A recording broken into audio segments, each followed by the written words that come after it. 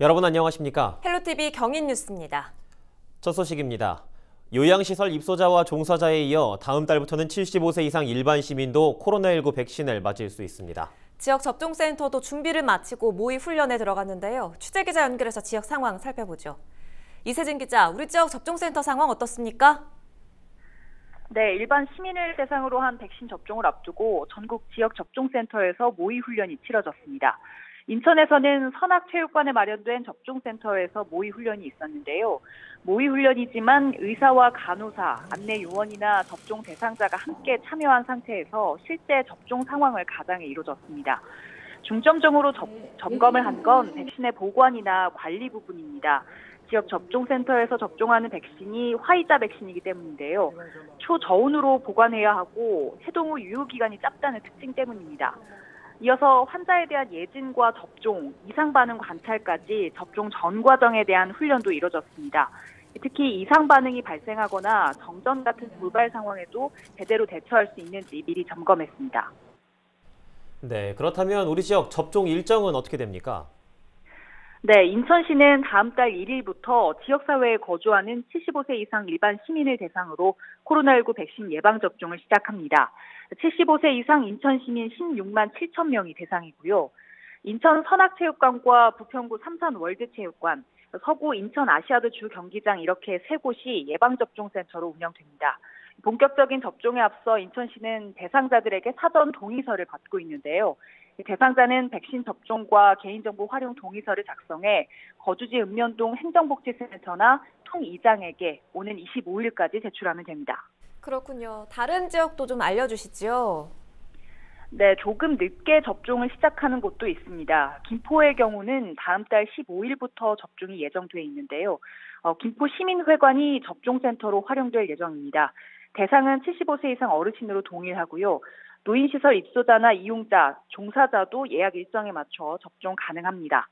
김포시는 오는 22일부터 주소지 읍면동 행정복지센터에서 대상자들에게 사전 동의서를 받을 예정입니다. 부천시도 마찬가지로 15일부터 접종을 시작할 예정인데요. 예방접종센터는 부천체육관에 마련이 됩니다. 다만 김포와 부천 두 곳 모두 백신 공급 일정에 따라 일정은 변동될 수 있습니다. 예, 일정이 변동될 수 있기 때문에 더욱더 꼼꼼한 확인이 필요할 것 같고요. 정부가 계획한 집단 면역에 한 발 더 다가갈 수 있을지 기대해 보도록 하겠습니다. 여기까지 듣겠습니다. 이세진 기자였습니다.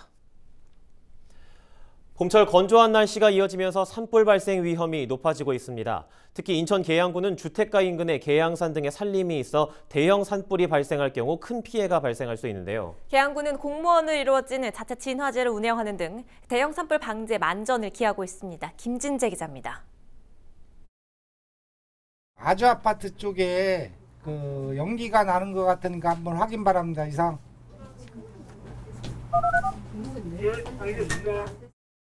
산불이 발생했다는 신고가 접수되자 비상연락망을 통해 소집 문자가 전달됩니다. 문자가 전달되고 10여 분이 지나자 화재 지점에는 장비와 진화대가 하나둘 도착하기 시작합니다. 현장에 도착한 진화대원들은 저마다 물펌프와 호스 등을 챙겨 진화 작업을 벌입니다. 계양구가 운영하는 산불 진화대입니다. 이렇게 모인 진화대는 산불 초기 진화와 잔불 정리 등 소방 지원 업무를 맡게 됩니다. 전체 면적의 약 4분의 1에 계양산을 비롯한 산림으로 이루어진 계양구. 산불이 발생할 경우 인근 주택가에도 피해가 확산할 수 있는 조건입니다. 지난 2019년 1월 9일에는 다행히 인명피해는 발생하지 않았지만 같은 시간대 계양산 2개 지점에서 산불이 발생해 산림 1,700여 제곱미터가 불에 타기도 했습니다. 이 때문에 계양구는 산불방지 대책본부와 초동 진화대를 연중 운영 중입니다. 특히 초동 진화대로 편성된 구청 공무원 50명은 산불 발생 시 민간 산불 감시원 60명과 함께 소방 지원 업무에 투입됩니다. 우리 공무원들에게서 상당히 많은 애로사항이 있습니다. 그렇지만 비상 상황에 있어서는 주민들의 안전과 재산 보호를 위해서라도 일단 그 재난 상황의 조치가 우선되어야 할 것으로 봐집니다. 지난해에는 국비 6천만 원을 지원받아 계양산의 산불 감시를 위한 조망형 CCTV 5대를 설치했습니다. 기존 CCTV보다 화질이 높아 360도 회전과 줌 기능을 통해 실시간으로 산불 위치와 규모를 확인할 수 있습니다. 계양구는 대형 산불이 발생하지 않도록 소방, 경찰과 연계해 산불 감시 태세를 유지할 방침입니다. 헬로티비 뉴스 김진재입니다. 김포시와 고양시, 파주시와 양주시 4개 지역이 대형 산불에 함께 대응하기로 했습니다. 김포시를 비롯한 경기도 4개 지자체는 최근 업무 협약을 통해 각 지역에 대형 산불이 발생했을 경우 산불 진화 장비나 인력을 지원하는 데 협조하기로 했습니다. 이를 위해 4개 시군은 비상 연락 체계를 구축할 방침이며 재난 발생 시 각 시군 간 여건을 고려해 탄력적으로 진화 작업에 동참할 계획입니다. 부평구가 18일 도시재생 뉴딜 현안사업 최종 및 착수 보고회를 열었습니다. 보고회에서 논의한 현안은 굴포 먹거리타운 중앙광장 및 주차장 조성과 문화의 거리 연장 조성, 굴포 하늘로 조성 등입니다. 이 중 굴포 먹거리타운 중앙광장 및 주차장 조성 사업은 굴포 먹거리타운 내 공영주차장 60면을 조성하고 상부에 중앙광장을 설치하는 사업인데요. 광장 하부에 조성되는 공영주차장은 우리나라 최초로 스마트 로봇 주차 시스템이 도입될 예정입니다. 부평구는 이달 중 실시 설계를 완료한 뒤 올해 상반기 중 공사를 시작할 계획입니다. 문화의 거리 연장 조성 사업은 올해 상반기 지중화 사업을 시작하고 굴포 하늘길 조성 사업은 오는 6월까지 실시 설계를 완료한 뒤 올해 하반기 착공합니다. 부천에서 대기 환경에 해를 끼치는 사업장이 잇따라 적발됐습니다. 부천시는 최근 오염물질 측정을 소홀히 하는 등 대기환경보전법을 어긴 사업장 15곳을 적발했다고 밝혔습니다. 해당 사업장은 지난 1월 말까지 오염물 배출에 대한 자가 측정 결과서와 기록부를 제출해야 했지만 이를 어긴 것으로 드러났습니다. 이번에 적발된 15곳은 금속 표면 처리와 도장업을 하는 사업장으로 비용 절감을 위해 자가 측정을 소홀히 하거나 시설을 정상 가동하지 않은 것으로 조사됐습니다.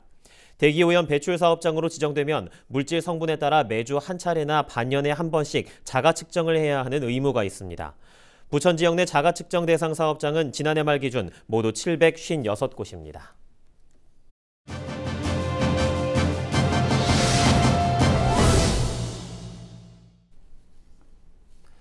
일산대교 통행료 문제 해결이 경기도와 도내 서북부 지역 지자체의 주요 현안으로 부각된 가운데 경기도의회가 통행료 개선에 대한 목소리를 높이고 있는데요. 이 시간에는 신민자 경기도 의원과 이야기 나눠보겠습니다. 의원님 나와 계시죠? 네, 안녕하세요. 반갑습니다. 경기도의회 경제노동위원회 소속 김포 출신 신민자 의원입니다. 네, 반갑습니다. 일산대교 통행료는 다른 민자도로와 비교해 상당히 비싼 편이죠. 경기도민들이 그동안 오랜 기간 동안 내오게 됐는데 그 원인 어디에 있을까요? 그거는 이제 거리상으로 보면요. 건설비 대비, 민간이 투자한 건설비 대비 길이가 짧기 때문이기도 합니다.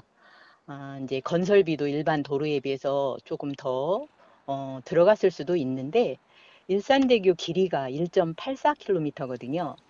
1.84km를 민간이 투자해서 건설해 놓고 그곳을 건너는 이용하는 이용자들에게 이용료를 받아서 운영비로 건설 투자비를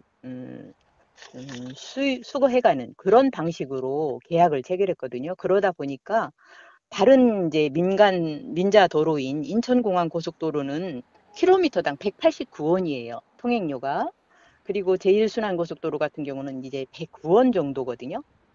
그렇게 견뎌보면 일산대교는 666원이어서 많게는 6배 정도가 통행료가 비싼 편이죠.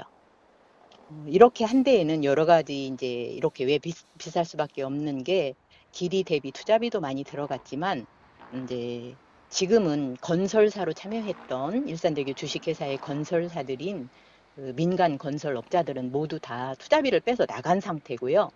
제일 큰 주주이면서 단일 주주이기도 한데 국민연금공단이 후순위 채권들을 다 사들여서 그 높은 이율로 이자를 받아가는 그 원인도 있습니다. 그러다 보니 뭐 심지어는 이제 사채 이율보다도 높은 후순위 차입금 이자율 같은 경우는 20%대로 높게 받아가는데요. 그러다 보니까 통행료로 전가되는 그런 요인이 됐다라고 봅니다. 네, 그렇군요. 일산대교 통행료가 비싼 이유에 대해서 설명을 해주셨는데요. 주식회사 일산대교의 대주주죠. 국민연금공단 측에서는 수익성 원칙이 훼손되지 않는 범위에서는 협력을 하겠다 이렇게 뜻을 밝혔습니다. 이 부분 어떻게 보시는지요? 저는 국민연금공단이라는 그 기관의 정체성을 좀 분명히 해야 된다라고 보거든요. 주식회사 일산대교 일대 당시에는 건설사들이, 민간 건설업자들이 참여를 하고 있었지만 지금은 단일주주예요. 국민연금공단이. 국민연금공단이 중앙정부 산하의 준공공기관이라는 걸 잊지 말아야 됩니다. 이게 이 일산대교가 노화지게 된 배경도 중앙정부가 하고 있는, 그러니까 수도권의 인구 분산 또 교통량 분산을 위해서 한강 맨 하구에, 그러니까 2003년에 발표한 2기 신도시, 파주시와 김포에 발표된 신도시의 교통량 분산을 위해서 놓은 다리이기 때문에 어쩌면 국가 기반 시설로 봐야 되거든요. 그런데 아직도 국민연금공단 측이 마치 민간업자처럼 수익성 원칙이 훼손되지 않는 범위 내에서 협력하겠다, 협상에, 이렇게 말하는 것은 그 정체성이 불분명하다는 거죠. 국가 정부 기관이고 다리는 대표적인 국가 사회 간접 시설이라는 거를 알고 도민의 입장에서 이게 부당하다, 형평에 어긋난다, 공정하지 않다라고 아우성하는 도민의 입장에서, 국민의 입장에서 협상에 임해야 된다라는 생각을 합니다. 그리고 끝까지 이렇게 민간 건설업자의 입장에서 협상에 임하겠다고 하면 방법이 하나 있다라고 생각해요, 저는. 경기도가 국민연금공단으로부터 사들이는 겁니다. 인수하는 거죠. 인수해서 지금은 놀 때하고 다르게, 이제 건설 당시하고 다르게 일산대교가 순환고속도로, 제1순환고속도로와 제2순환고속도로와 연결되거든요. 그러니까 그게 국지도의 한 구간이기 때문에 중앙정부로부터 지금까지 국민연금공단에 경기도가 보전했던 보전비, 또 통행료, 이런 수익금을 중앙정부로부터 오히려 보전하는 방식으로 연차적으로 갚아가는, 그래서 경기도가 인수하는 방법이 있다라고 저는 말씀드리고 싶습니다. 도의원 20명이 지난 2일부터 일산대교 앞에서 통행료 무료화를 요구한 릴레이 1인 시위도 진행하고 있죠. 관련해서 앞으로 계획도 말씀해 주실까요? 네, 사실은 제가 어제 1인 시위를 했고요. 저희들이 고양, 김포, 파주 의원이 20명이에요. 20명이 3월 2일부터 하루도 안 빼놓고 지금 1인 시위를 하고 있는데, 제가 어제도 갔다 왔고, 그러면서 제가 그렇습니다. 지금 이제 일산대교를 가서 1인 시위를 하려고 해도 건너갔다가 유턴해서 돌아오면 2,400원을 1.84km 갔다 오는데 2,400원을 내요. 너무나 부당하죠. 그 부당성에 이제 모두가 동의를 해서 고양, 김포, 파주 도의원 20명이 매일 하루도 안 빼놓고 지금 1인 시위를 하고 있습니다. 이거를 계속 이어갈 거고요. 제가 최근에 들으니까 경기도 내 시, 군, 구 의장단 협의회가 있습니다. 그 의장단 협의회에서도 제가 3월 임시회에 제안할 일산대교 무료통행 촉구 건의안하고 똑같은 건의안을 만들어서 경기도하고 또 연금공단, 중앙정부 이렇게 모두 다 송부할 예정이라고 들었거든요. 그리고 또 반가운 것은 저희 김포시의회 의원들도 우리 도의원들 1인 시위가 끝나면 박편을 이어서 계속하겠다라는 그런 의결을 했다라고 들었어요. 그래서 계속 될 거고, 저는 저대로 이제 4월 임시회에서 이제 이 인터뷰의 요인이 된 것 같은데 일산대교 무료통행 촉구 건의안을 제안할 예정입니다.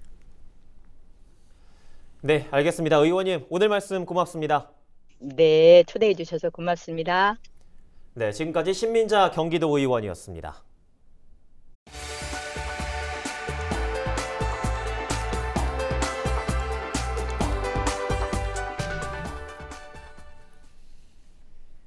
부천에서 대마초 등 마약류를 재배하거나 불법으로 들여와 유통한 일당 50여 명이 경찰의 무더기로 붙잡혔습니다. 부천 원미경찰서는 최근 마약류 관리에 관한 법률 위반 혐의로 30대 A씨 등 5명을 구속했다고 밝혔습니다. 또 이들에게 마약을 구매하고 투약한 49명을 같은 혐의로 불구속 입건했다고 덧붙였습니다. 구속된 A씨 등 5명은 지난해 1월부터 석 달 동안 경기 남양주의 한 가정집에서 대마를 재배하거나 해외에서 밀 반입해 판매하는 수법으로 2억 4천만 원 상당의 부당 이득을 챙긴 혐의를 받고 있습니다. 경찰은 또 이들을 검거하는 과정에서 3억 2천만 원 상당의 마약을 입수했습니다.